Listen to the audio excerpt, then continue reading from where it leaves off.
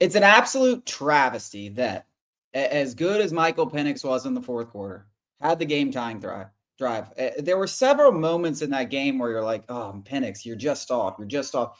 But what's so amazing about him in this performance in particular was the way that he bounced back. He throws an interception on the first drive, bounces back. It wasn't unbelievable at halftime, but It wasn't. led a couple of scoring drives. Then he has this third quarter where the Falcons can't get anything going. And then the fourth quarter, they finally get the ball back, literally having run like 10 yards of offense in the whole entire second half. Gets the ball with 4 minutes and 32 seconds left. Gets himself in a bad position on 4th and 11 due to a terrible offensive holding call on Caleb McGarry, but hits Drake London on an out route, continues the drive. Then Bijan Robinson, the ball gets hiked over his head. It's 2nd and 26. It's another just scenario where you're like, the Falcons are going to lose this game. Settle down, hit Drake London, miss Drake London on the next play. He's hanging his head. Raheem Morris has given him his little clap motivation stuff. Boom. Kyle Pitts, absolute dart. That was unbelievable throw. Anticipation to the ball placement, to the velocity on the pass. Like it had to be perfect, and it was perfect. And then he leads you down the field in what should have been a game-winning drive 40 seconds later. In terms of what he did in that fourth quarter, I don't know how you couldn't just be absolutely thrilled with the potential this kid could have. I don't know how you could say anything bad about him right now. I mean, everything that he did wrong in this game, missed a few guys, inaccuracies. Those are all things he did at Washington. Like nobody should be. He wasn't an accurate guy at Washington.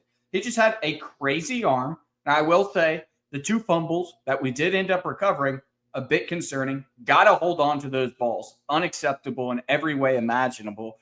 The 2 things you love. He was poised. And when you needed to have it, you got it. And that's a sort of thing that, you either have it or you don't. It's not one of those things that you can learn. You either have that killer instinct where you want to step up, you want the ball in your hands, you're not going to, piss down your leg like Raheem Morris. You want the opportunity to win the game for your team. Only few guys can do that. Joe Burrow's got that ice. Patrick Mahomes has that it thing. Michael Penix has it. Whatever it is, he's got it. When you got to have it and everybody knows what you're doing and you still get it, you're going to do something special. I had no problem with anything he did. All the misses, other than the ball security in the pocket, that's got to be cleaned up. Everything else was at status quo from the inaccuracies. That's not that happened at Washington. Yeah, then he was inaccurate at times at Washington. There's no doubt, and I think there's going to be some learning curves. Just airing it out in certain situations and stuff like that. But then I think a lot of his inaccuracies in part are due to him having such a big arm, him willing to fit it into tight windows, and him knowing where his miss is. Right, like. His miss to a guy going outside is long and high, right? Like you don't want to place that on the inside and let a defender, get a pick or something. And sometimes when you're trying to be as perfect, because he has the capability to literally pinch it in a hole anywhere on the field because he has been given this gifted arm. I do think some of it has to do with him, knowing like, hey, I can't put it on the inside here. I can't do it that. And sometimes when you got that big arm and you're playing your miss to the right, it goes a little right. It's like a golf shot almost.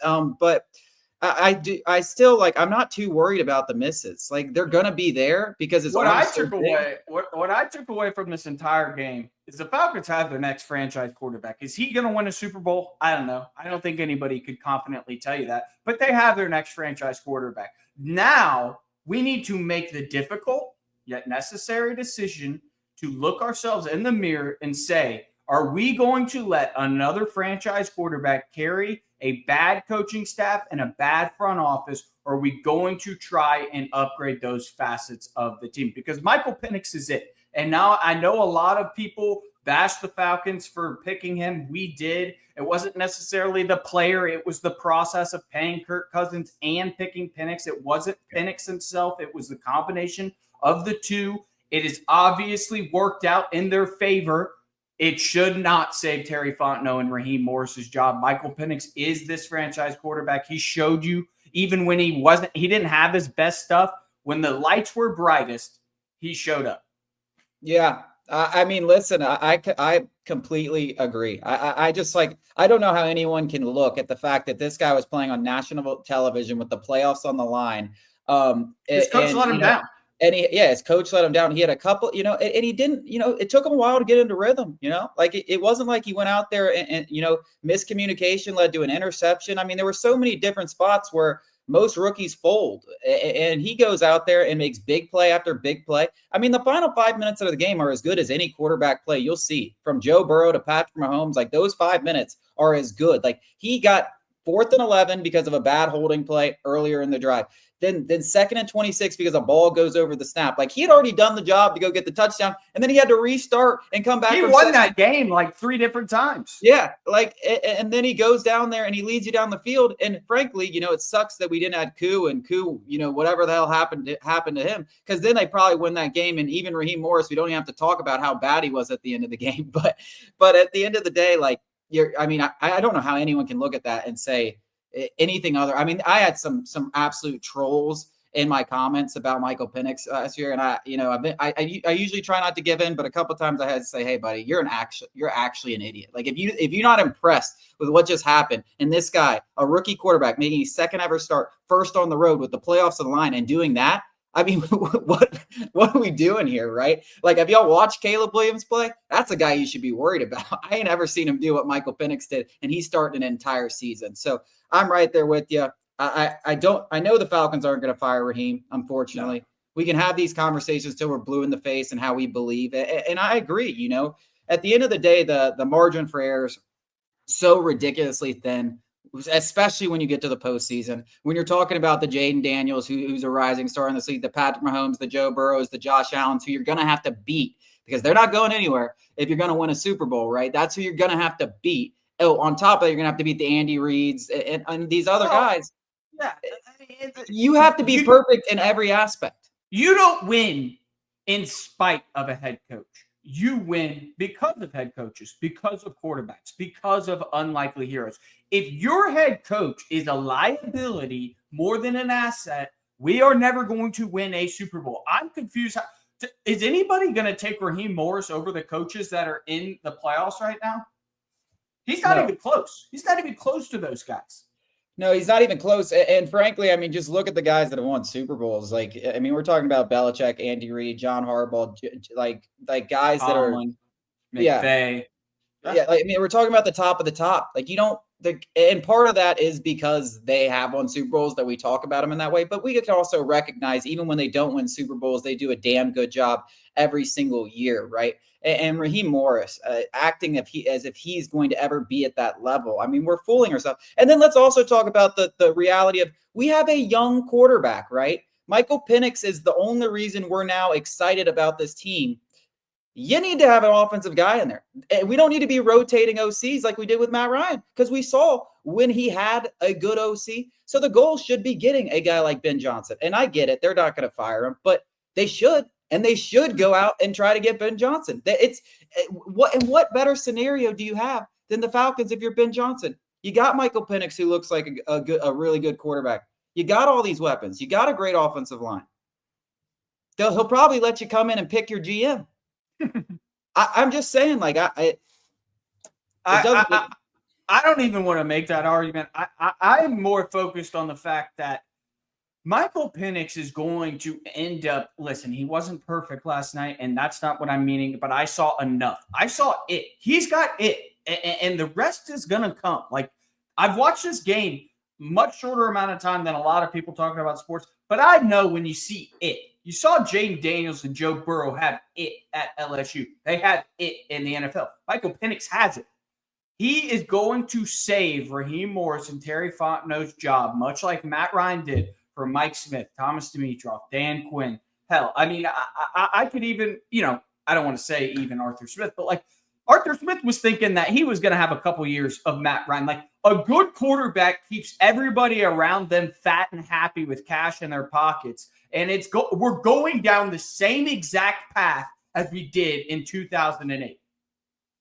It's up to Arthur Blank. And who has confidence in that guy?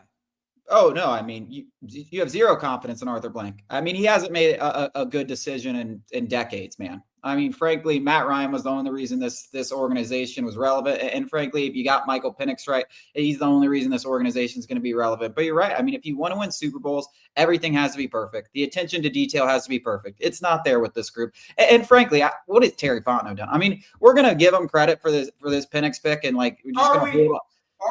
We're just going to hold on to him for the next decade because he drafted a quarterback and absolutely nothing else. I mean, I guess you got to give him some credit if he was really the mind behind this pick.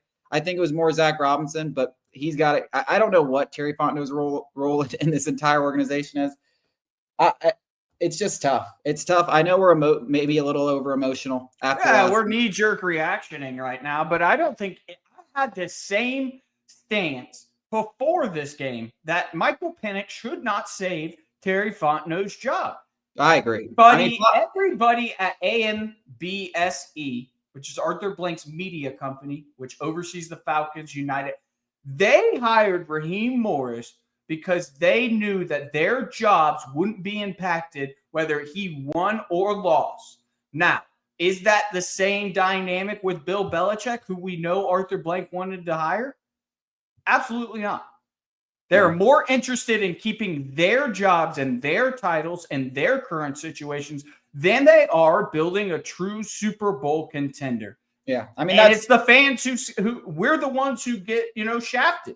Yeah. I mean, this has been clear. I mean, we've been saying this for 3, 4, or 5 years. I mean, there's absolutely no doubt about it. Every decision has been head scratching, and it's led to the Falcons missing the playoffs again. I mean, for all that Arthur Blank wanted to play things safe, he still missed the playoffs because he played things too safe.